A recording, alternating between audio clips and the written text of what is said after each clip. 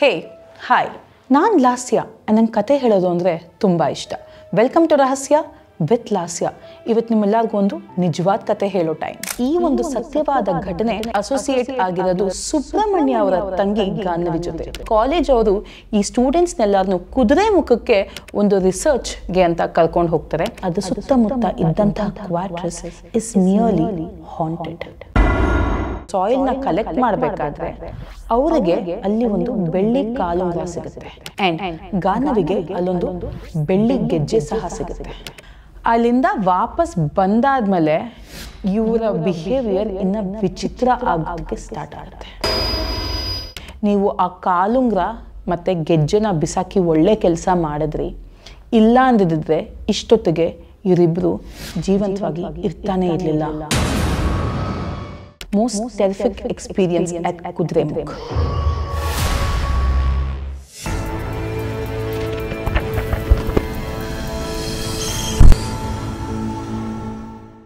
ಮೈ dear mystic family, ಇವತ್ತು ನಾನು ನಿಮಗೆ ಹೇಳಕ್ಕೆ ಹೋಗ್ತಾ ಇರುವಂಥ ಈ ಒಂದು ಸತ್ಯವಾದ ಘಟನೆ ಮತ್ತೆ ನನಗೆ ಹೇಳಿದ್ದು ನಿಮ್ಮಲ್ಲೇ ಒಬ್ಬರಾದಂಥ ಒಬ್ಬರು ಸಬ್ಸ್ಕ್ರೈಬರ್ ಸುಬ್ರಹ್ಮಣ್ಯ ಹೆಗಡೆ ಅವರು. ಇವರು ಈ ಒಂದು ಸ್ಟೋರಿನ ನನಗೆ DM ಮಾಡಿದರು ಆ್ಯಂಡ್ ಇದೇ ಇವತ್ತಿನ ಎಪಿಸೋಡ್, ಕುದುರೆಮುಖ ಹಾರರ್.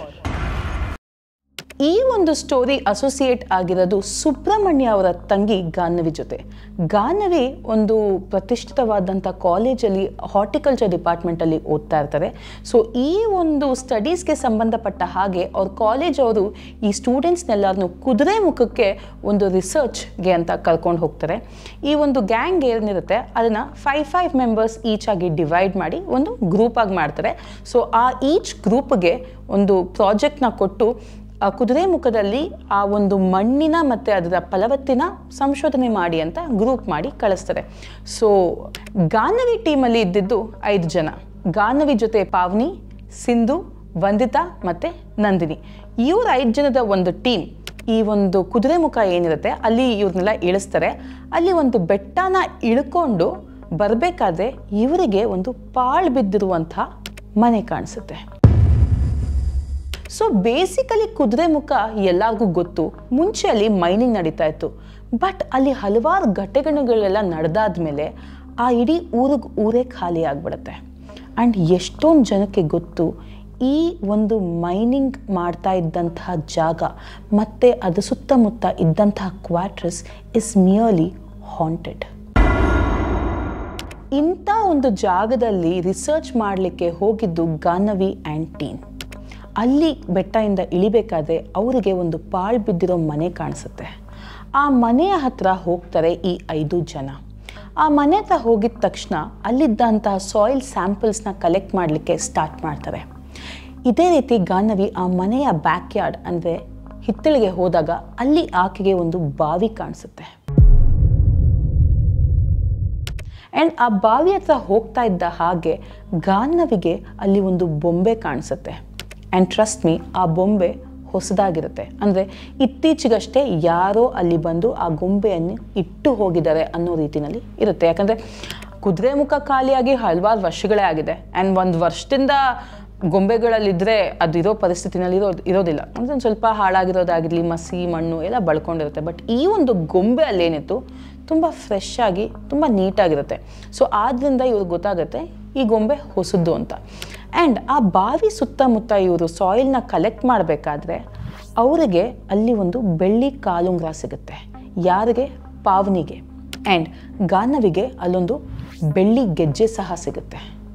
ಸೊ ಇದು ಕಂಟಿನ್ಯೂಸ್ ಆಗಿ ಇವರು ಯಾರು ಇಲ್ಲಿ ಓಡಾಡೋದಿಲ್ವಾ, ಏನಿದು ಒಬ್ಳಿಗೆ ಬೊಂಬೆ ಸಿಗ್ತಾ ಇದೆ, ಇನ್ನೊಬ್ಳಿಗೆ ಕಾಲ್ಗೆಜ್ಜೆ ಸಿಗ್ತಾ ಇದೆ, ಕಾಲುಂಗುರ ಸಿಗ್ತಾ ಇದೆ. ಇದನ್ನೆಲ್ಲ ಅಬ್ಸರ್ವ್ ಮಾಡಿದಂಥ ಸಿಂಧು ಹೇಳ್ತಾಳೆ ಗಾನ್ನವಿಗೆ ಮತ್ತು ಪಾವನಿಗೆ, ಇದನ್ನೆಲ್ಲೇ ಬಿಸಾಕ್ಬಿಡಿ, ಯಾಕೋ ಇದು ಸರಿ ಕಾಣ್ತಾ ಇಲ್ಲ, ಇದನ್ನು ನಾವು ತೊಗೊಂಡು ಹೋಗೋದು ಬೇಡ, ನಾವೇನಕ್ಕೆ ಬಂದಿದ್ದೀವೋ ಆ ಕೆಲಸ ಮಾತ್ರ ಮಾಡ್ಕೊಂಡು ಹೋಗ್ಬಿಡೋಣ ಅಂತ ಸಿಂಧು ವಾರ್ನ್ ಮಾಡ್ತಾಳೆ. ಬಟ್ ಗಾನ್ನವಿ ಅಂದರೆ ಸುಬ್ರಹ್ಮಣ್ಯ ಅವರ ಸಿಸ್ಟರ್ ಏನಿರ್ತಾರೆ ಆಕೆ ಸಿಕ್ಕಾಪಟ್ಟೆ ಪ್ರಾಕ್ಟಿಕಲ್.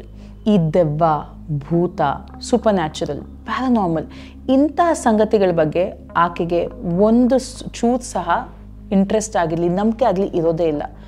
ಆಕೆ ಸಿಂಧುನ ಇಟ್ಕೊಂಡು ರೇಗಿಸ್ಕೊಂಡು, ಯಾಕಮ್ಮ ಜಾಸ್ತಿ ಫಿಲಮ್ ನೋಡಿಬಿಟ್ಟಿದ್ಯಾ, ತುಂಬ ಭಯ ಆಗ್ತಾ ಇದೆಯಾ ನಿನಗೆ, ಪ್ರತಿ ಒಂದು ಎಕ್ಸ್ಪ್ಲನೇಷನ್ಗೂ ಇಲ್ಲ ಪ್ರತಿ ಒಂದು ಫ್ಯಾಕ್ಟ್ಗೂ ಒಂದು ಎಕ್ಸ್ಪ್ಲನೇಷನ್ ಇರುತ್ತೆ, ಒಂದು ಸೈಂಟಿಫಿಕ್ ಸಿಗ್ನಿಫಿಕೆನ್ಸ್ ಇದ್ದೇ ಇರುತ್ತೆ.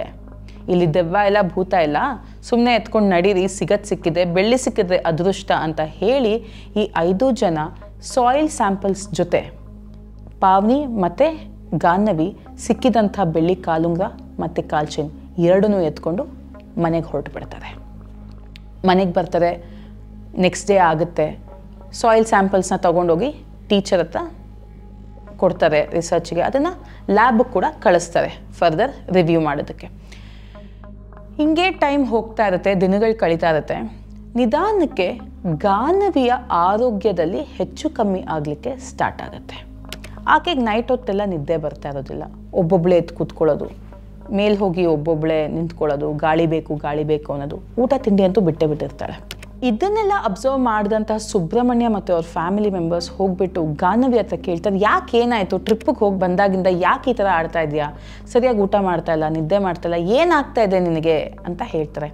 ಆಗ ಗಾನವಿ ಇಟ್ಕೊಂಡು, ಗೊತ್ತಿಲ್ಲ, ಯಾಕೋ ಮನಸ್ಸಲ್ಲೇ ಒಂಥರ ತಳಮಳ, ಸಿಕ್ಕಾಪಟ್ಟೆ ಭಯ ಫೀಲ್ ಆಗ್ತದೆ, ಏನು ಮಾಡೋದಕ್ಕೂ ಎಲ್ಲಿಗೆ ಹೋಗೋದಕ್ಕೂ ಇಂಟ್ರೆಸ್ಟೇ ಬರ್ತಾಯಿಲ್ಲ, ಕಾಲೇಜ್ಗೆ ಹೋಗೋಕ್ಕೂ ನಂಗೆ ಇಂಟ್ರೆಸ್ಟ್ ಬರ್ತಾಯಿಲ್ಲ, ನನ್ನನ್ನು ಯಾರೋ ಹಿಡಿದು ಇಟ್ಕೊಳ್ತಾ ಇರೋ ಥರ ಇರುವಂಥ ಒಂದು ಫೀಲಿಂಗ್ ನನಗೆ ತುಂಬ ವಿಯರ್ಡ್ ಫೀಲ್ ಆಗ್ತಾಯಿದೆ ನನಗೆ ಅಂತ ಮನೆಯವ್ರ ಹತ್ರ ಹೇಳ್ಕೊತಾರೆ. ಆನ್ ದಿ ಅದರ್ ಹ್ಯಾಂಡ್ ಪಾವನಿ ಮನೆಯಲ್ಲೂ ಕೂಡ ಸಿಮಿಲರ್ ಬಿಹೇವಿಯರ್. ಪಾವನಿಗೆ ಊಟ ಸೇರ್ತಾ ಇರೋದಿಲ್ಲ, ನಿದ್ದೆ ಬರ್ತಾ ಇರೋದಿಲ್ಲ, ಏನು ಮಾಡೋದಕ್ಕೂ ಎನರ್ಜಿನೇ ಇರ್ತಾ ಇರೋದಿಲ್ಲ. ಆಕೆ ಸಹ ನೈಟ್ ನಿದ್ದೆ ಮಾಡ್ದಂಗೆ ಸುಮ್ಮನೆ ಮನೇಲೆಲ್ಲ ಓಡಾಡೋದು. ಇಬ್ಬರು ಕಾಲೇಜಿಗೆ ಬರೋದನ್ನೇ ಬಿಟ್ಬಿಟ್ಟಿರ್ತಾರೆ.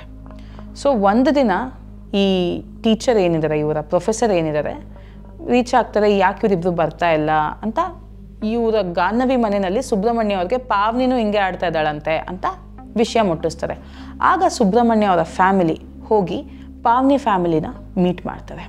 ಮೀಟ್ ಮಾಡಿ ಯಾಕೆ ಏನಾಯಿತು ನಿಮಗೆ ಅಂತೆಲ್ಲ ಕೇಳಿದಾಗ, ಇಲ್ಲ ಈ ರೀತಿ ಇವರು ಹೋಗಿ ಬಂದಾಗಿಂದ ಈ ಥರ ಆಡ್ತಾ ಇದ್ದಾರೆ, ಏನಾಗ್ತಾ ಇದೆ ಗೊತ್ತಿಲ್ಲ. ಆಗ ಸಿಂಧುನೂ ಹೋಗಿದ್ಲು, ನಂದಿನಿನೂ ಹೋಗಿದ್ಲು, ವಂದಿತಾನೂ ಹೋಗಿದ್ಲು ಅಂತ ಹೇಳಿದಾಗ ಇವರು 3 ಜನ ವಿಚಾರಿಸ್ತಾರೆ. ಆಗ ಸಿಂಧು ಇಟ್ಕೊಂಡು ಇವ್ರ ಫ್ಯಾಮಿಲಿ ಮೆಂಬರ್ಸ್ ಹತ್ರ ಹೇಳ್ತಾರೆ, ನಾವಲ್ಲಿ ಹೋಗಿದ್ದಾಗ ಒಂದು ಪಾಳು ಬಿದ್ದಿರೋ ಮನೆ ಹತ್ರ ಹೋಗಿದ್ವಿ, ಹಿತ್ತಲಲ್ಲಿ ಬಾವಿ ಇತ್ತು, ಅಲ್ಲಿ ಇವರಿಗೆ ಕೆಲವೊಂದು ವಸ್ತುಗಳು ಸಿಕ್ತು. ಪಾವನಿಗೆ ಬೆಳ್ಳಿ ಕಾಲುಂಗ್ರ ಸಿಕ್ತು, ಗಾನವಿಗೆ ಬೆಳ್ಳಿ ಗೆಜ್ಜೆ ಸಿಕ್ತು ಅಂತೆಲ್ಲ ಹೇಳಿದಾಗ ಸೀದಾ ಗಾನವಿ ಮನೆಯವರು ಅಂದರೆ ಸುಬ್ರಹ್ಮಣ್ಯ ಅವ್ರ ಮನೆಗೆ ಬಂದು ಅವಳನ್ನೂ ಕರ್ಕೊಂಡು ಪಾವನಿನ ಕರ್ಕೊಂಡು ಅದೇ ಜಾಗಕ್ಕೆ ಹೋಗಿ ಅವ್ರು ಏನು ಕಾಲುಂಗ್ರ ಮತ್ತು ಗೆಜ್ಜೆ ತೊಗೊಂಬಂದಿರ್ತಾರೆ ಅಲ್ಲಿ ಬಿಸಾಕ್ಸ್ಬಿಟ್ಟು ವಾಪಸ್ ಬಂದುಬಿಡ್ತಾರೆ. ಅಲ್ಲಿಂದ ವಾಪಸ್ ಬಂದಾದಮೇಲೆ ಇವರ ಬಿಹೇವಿಯರ್ ಇನ್ನು ವಿಚಿತ್ರ ಆಗೋದಕ್ಕೆ ಸ್ಟಾರ್ಟ್ ಆಗುತ್ತೆ. ಇಬ್ಬರು ರಿಗ್ರೆಸ್ ಆಗಿ ಹೆಲ್ತ್ ಡಿಟೋರಿಯೇಟ್ ಆಗಿಬಿಡುತ್ತೆ. ಇಬ್ರಿಗೂ ಏನು ಮಾಡಬೇಕು ಅಂತ ಗೊತ್ತಾಗೋದಿಲ್ಲ. ವಿಚಿತ್ರವಾಗಿ ಆಡೋಕ್ಕೆ ಸ್ಟಾರ್ಟ್ ಮಾಡ್ತಾ ಇರ್ತಾರೆ, ಅಳೋದು ಕೂಗೋದು ಎಲ್ಲ ಮಾಡ್ತಾ ಇರ್ತಾರೆ. ಆ ಸಮಯದಲ್ಲಿ ಇವರೆಲ್ಲ ಸೇರಿಕೊಂಡು ಪಾವನಿ ಮನೆಯವರು ಏನಿದ್ದಾರೆ ಅವರು ಒಬ್ಬರು ಅರ್ಚಕರ ಹತ್ರ ಹೋಗ್ತಾರೆ. ಅರ್ಚಕರು ಒಂದು ಪೂಜೆನ ಮಾಡಿಸ್ತಾರೆ. ಆ್ಯಂಡ್ ಈ ಒಂದು ಸಂಗತಿನಲ್ಲಿ ಇನ್ವಾಲ್ವ್ ಆಗಿದ್ದು ಗಾನವಿ ಕೂಡ. ಸೊ ಸುಬ್ರಹ್ಮಣ್ಯ ಅವ್ರಿಗೆ ತಿಳಿಸಿ ಗಾನವಿನೂ ಕೂಡ ಆ ಜಾಗಕ್ಕೆ ಕರ್ಕೊಂಡು ಹೋಗ್ತಾರೆ, ಎಲ್ಲಿ ಅರ್ಚಕರ ಹತ್ರ.